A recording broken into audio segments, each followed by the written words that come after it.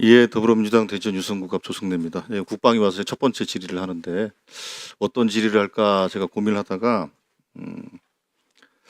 군의 헌법 교육이 좀 필요한 것 같다. 이런 취지로 좀 말씀을 좀 드리려고 합니다. 현재 군대 내에서 5.16이나 12.12 군사 반란에 대한 교육을 하고 있습니까? 뭐 그거에 대한 뭐 국조적 사안 교육이라기보다는 아마 관련된 군법 교육 또 관련된 내용 교육에 그런 것들이 포함되어 있는 걸로 알고 있습니다. 헌법 교육을 합니까? 육사에서? 예, 육사에서는 관련된 법을 교육을 하고 있는 걸로 알고 있고 예. 기본적인 군법 교육은 양성기관 또 보수교육기관 속에 포함이 돼서 교육을 하고 있습니다. 알겠습니다. 그런데 얼마 전에 헌재 출석했던 이제 사령관들의 진술을 보면 증언을 보면 참 제가 어이가 없어요. 이진우 전 수방사령관은 이렇게 얘기했어요. 검찰총장 출신 대통령이 방송으로 비상계엄을 선포해서 해당 행위를 불법이라고 생각하지 못했다. 조성현 수도 방위사령부 1경비단장 의원 끌어내는 지시 불이행에 대해서 이분은 그렇게 얘기했어요. 법은 모르지만 하면 안 될 것 같은 생각이 들어서 이행하지 않았다. 이게 조성현 1경비단장 얘기입니다. 김현태 707 특임단장은 이렇게 얘기했어요. 계엄법과 헌법을 출력했는데 읽으면서 이해가 어려워서 세부하기를 못했다. 자, 지금 우리 군 형법에는 이게 지금 군의 명령이라는 거는 이게 항명인지, 그렇죠? 아니면 정당한 명령인지, 정당한 명령이면 항명이 될 것이고, 정당하냐 그렇지 않은 거에 대한 판단을 해야 될 거 아니겠습니까? 일선 지휘관이든 장병들이. 그 판단을 어떻게 해야 될까요? 직무대행님? 의원님 제가 말씀드릴 수 있는 것은 밑에서 명령을 수행하는 사람들은 명령을 판단한다라는 개념보다는 상급자한테 부여된 직무와 책무 중에 상급자는 적법한 범위 내에서 명령을 하달해야 된다라는 그 원칙이 있기 때문에 그러면 자 그래요. 그러면 참 대통령이 군 통수권자인 대통령이 계엄을 선포해서 자 그러면 당연히 이제 계엄사령관이 임명이 됐고 그에 따라서 군대가 이제 동원된 거 아닙니까? 자 그러면 이 조치에 있어서 그럼 어느 정도 단위에서 판단을 해야 되는 겁니까? 그러니까 대통령이 판단을 하면 나머지는 다 그냥 수행을 해야 되는 겁니까? 아니면 적절한 단위에서 예를 들면 사령관, 뭐 개별 뭐 사단 단위, 군단 단위 뭐가 있을 거 아니겠습니까? 어느 정도 단위에서 판단할 수 있다고 보십니까? 저는 개인적으로 그것은 장관이 판단을 해야 된다고 봅니다. 장관이. 예, 군 조직 내에 들어가기 전에 그런 명령에 대해서 자 그러면 장관이 판단해서 소위 명령을 하달을 한 거 아닙니까? 일선 사령관들한테. 그러면 나머지 지금 사령관들은 다 항명의 죄를 범한 겁니까?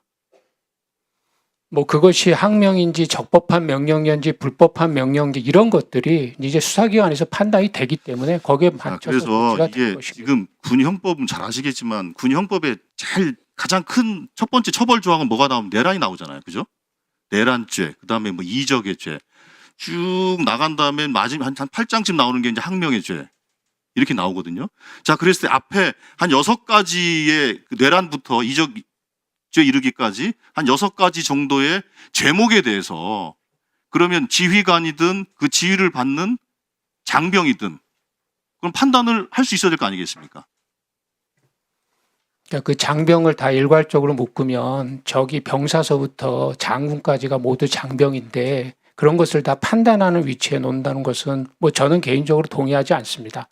그럼 동의하지 않고 그러면 그 군의 명령은 일단 그 명령을 이행을 하고 그 이후에 판단을 받으면 된다 이런 취지신 겁니까? 그렇습니다. 군인들은 복종의 의무라는 것이 사실 크기 때문에 상급자가 정당한 명령을 내리는 것이 저는 선결 조건이라고 생각합니다. 자, 그 선결 조건이 안 됐을 경우로 여쭤보는. 그럼 그 명령을 내린 상급자가 책임을 져야 됩니다. 그런데 지금은 대통령도 장관도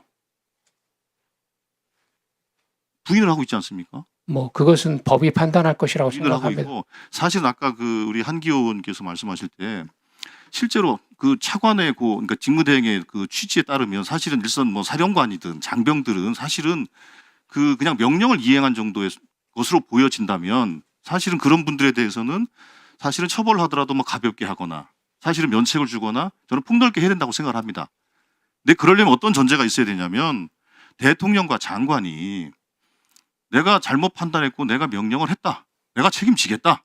그러니 나머지는 다 봐주자. 이렇게 용기 있게 얘기하는 게 필요해요. 그러면서 국민과 군에게 진심 어린 사과를 해야 된다고 생각합니다. 사과를 하지 않고 나는 죄가 없다. 그럼 결국엔 아까 황 의원도 얘기했습니다만 그러면 대통령은 지시하지 않았는데 사령관이 혼자서 유리창 부시고 들어갔고 체포조 편성해서 그 선관위 보내고 이랬다는 거거든요. 이게 얼마나 황당한 코미디입니까? 예, 그 사실굴 여부를 아마 사법기관에서 판단을 할 것이라고 생각합니다. 그래서 지금 군의 사기를 떨어뜨리는 것은 대통령과 김영현 장관의 무책임한 또 구질구질함이 대한민국 국군을 지금 망치고 있습니다. 훗날 이 부분에 대해서는 사법적 판단과 또 헌법적 판단이 내려질 텐데 그 이후에는 군이 정말로 교훈으로 삼아서 해야 될 것으로 정리해서 제가 보기에는 육사도 그렇고 각군 사관학교라든지 장병들한테 저는 교육을 해야 된다고 봅니다. 그렇기 때문에 저는 헌법 교육도 필요하다고 말씀을 드리는 겁니다. 왜냐하면 군 형법에 내란죄가 제일 먼저 나오는 이유가 뭐겠어요? 군은 국민과 국가의 재산을 지키기 위해서 존재하는 겁니다. 그런데 그 국가를 망가뜨리고 국민의 재산을 심각하게 위협하는 그런 행위를 했으니 당연히 내란죄를 군형법의 첫 번째로 다루는 거 아니겠습니까? 그래서 그 직무대행께서는 그리고 뭐 합참의장을 비롯해서 각군 지휘관들이 계실 텐데 이번 사건을 계기로 해서 우리 군이 어떻게 헌법과 법률에 대한 정확한 지식을 가질 것인가, 혹은 각종 그 사령부의 법률 참부의 기능 같은 것도 어떻게 좀 높여갈지 그런 거에 대해 검토를 좀 하시길 바라겠습니다. 예, 말씀 감사드리고 그거에 대한 필요성 저희들이 지금 인식하고 있기 때문에 후속 조치에 꼭 반드시 포함시켜서 잘 정립해 나가도록 하겠습니다.